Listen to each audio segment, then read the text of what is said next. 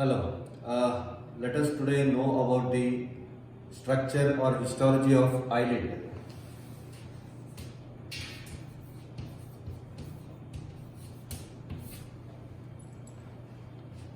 Eyelid are two movable folds situated in front of the eye. So these are the upper eyelid. This one is the lower eyelid. So these are the two movable folds situated in front of the eye.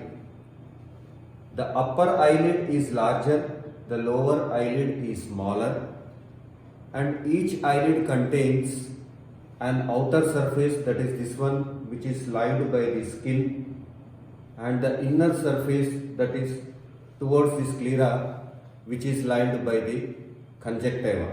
So to start with, you see the structure. It consists of outer surface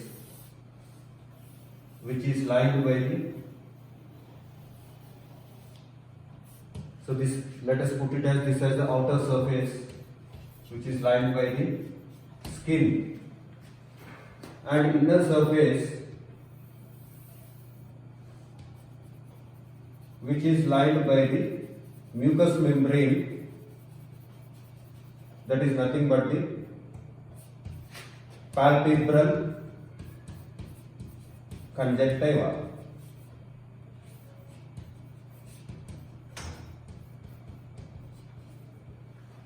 Outer surface is lined by the skin, this one, and the inner surface is lined by a mucous membrane forming the conjunctiva, which is the palpebral conjunctiva. The junction between this outer surface and the inner surface, that is the mucocutaneous junction, which may be this one, the mucocutaneous junction contains numerous eyelashes arranged usually in the form of 2 to 3 rows. These eyelashes are present exactly at the junction between the outer surface and the inner surface, that is the mucocutaneous junction, which contains numerous eyelashes. These are the eyelashes. To start with the description of the layers of the eyelid from superficial to deep, the first layer is the skin, second layer is subcutaneous tissue,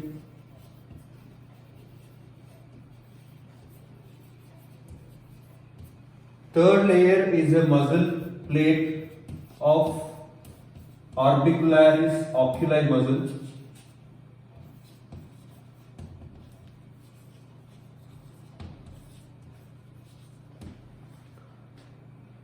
fourth layer is loose connective tissue,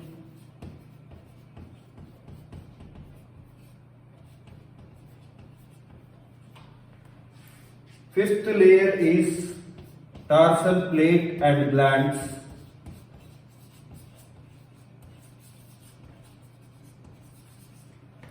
and the sixth layer is palpebral conjunctiva.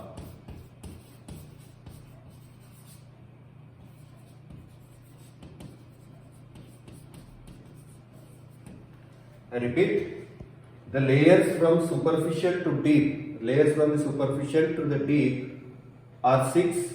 Number 1, skin. Number 2, subcutaneous tissue. Number 3, muscle plate, that is the orbicularis oculi muscle. Number 4, loose connective tissue layer. And number 5, tarsal plate and glands. The glands names are called as meibomian glands. And number 6, the palpebral conjunctiva. To start with layer number 1, that is the skin. It consists of epidermis and dermis. Epidermis is formed by the stratified squamous non-keratinized epithelium. Stratified squamous epithelium. And the dermis contains, this is the dermis which contains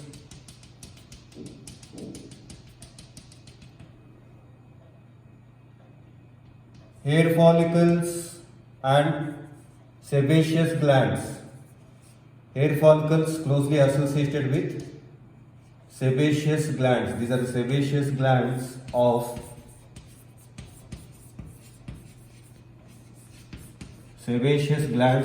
Zis, which open its secretions through the hair follicle, and it also contains sweat glands, ciliary glands of male,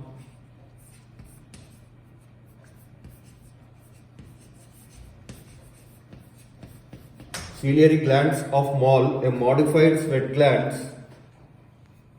Through its ducts, it pours its secretion into the free margin.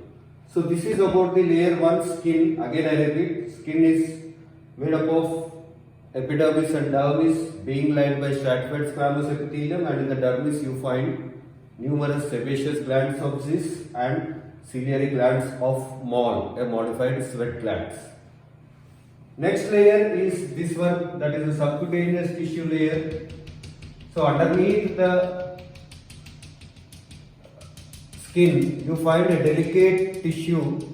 delicate and lax tissue without any fat, which is devoid of the fat, and that forms the second layer, that is the subcutaneous tissue.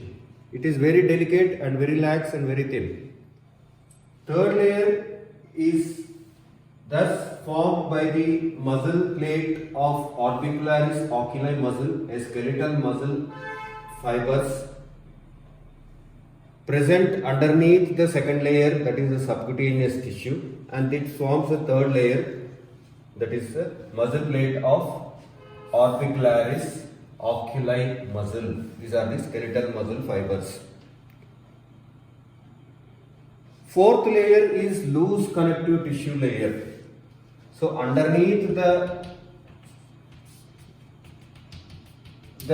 muscle plate you find a loose connective tissue layer, which is continuous with the subaponeurotic layer or the loose areolar layer of the scalp.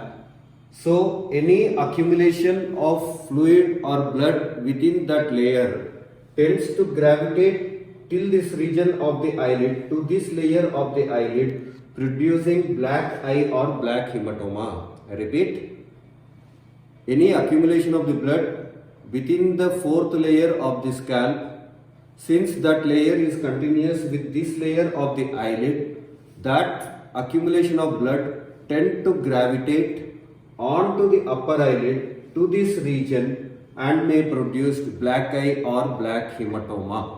So this is about the fourth layer, that is the loose connective tissue layer.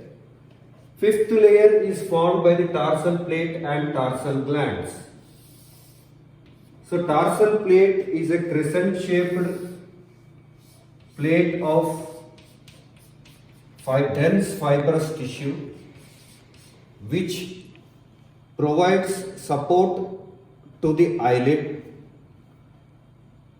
contains 15 to 20 tarsal glands, which are also called as meibomian glands.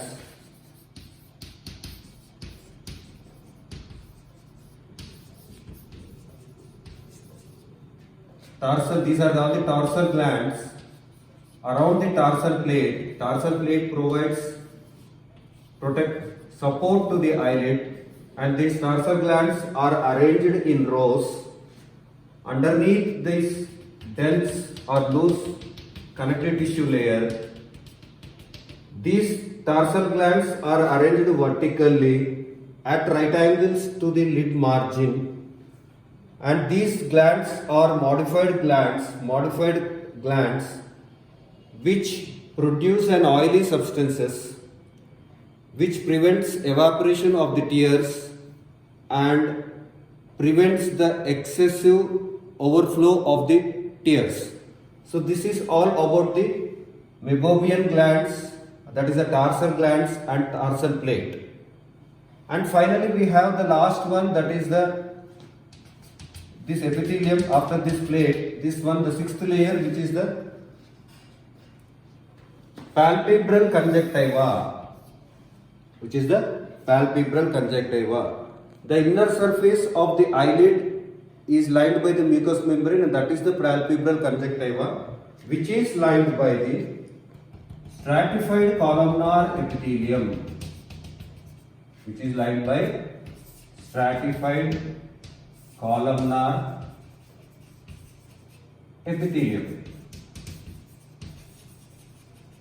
So the anterior epithelium of the eyelid is stratified squamous, and the posterior epithelium of the eyelid formed by the palpebral conjunctiva is lined by stratified columnar.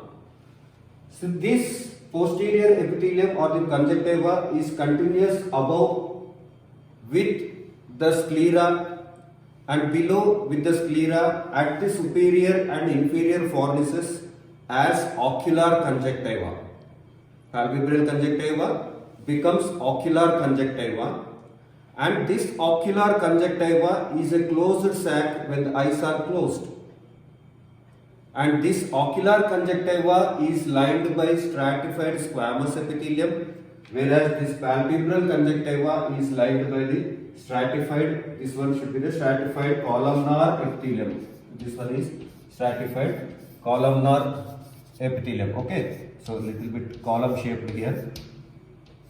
If it is ocular conjunctiva, that means at the superior and inferior fornices, it is called as, it is lined by the stratified squamous epithelium. So this is all about the structure of the eyelid. To sum up again at a single glance of the structure, it consists of 6 layers. The first layer is the skin containing epidermis and dermis. Epidermis, stratified squamous epithelium. Dermis contains sebaceous glands in the form of sebaceous glands of Zis, and sweat glands in the form of ciliary glands of Mall. The mucocutaneous junction is the junction between the anterior layer and the posterior layer in front, and gives rise to numerous eyelashes. These are the numerous eyelashes. Usually these eyelashes are arranged in 2 to 3 rows. The second layer is loose, that means subcutaneous tissue, which is lax, delicate, does not contain any fat, hence it is thin layer. Third layer is a muscle fiber or muscle plate made up of skeletal muscles of orbicularis oculi. Fourth layer again is a loose connective tissue layer, which is continuous with the subaponeurotic layer or loose areolar tissue of fourth layer of the scalp. Fifth layer is formed by the tarsal plate and tarsal glands. Tarsal plate is a dense crescent-shaped dense fibrous tissue plate, and tarsal glands are modified sebaceous glands, usually 15 to 20 in number, arranged vertically at right angles to the lid margin.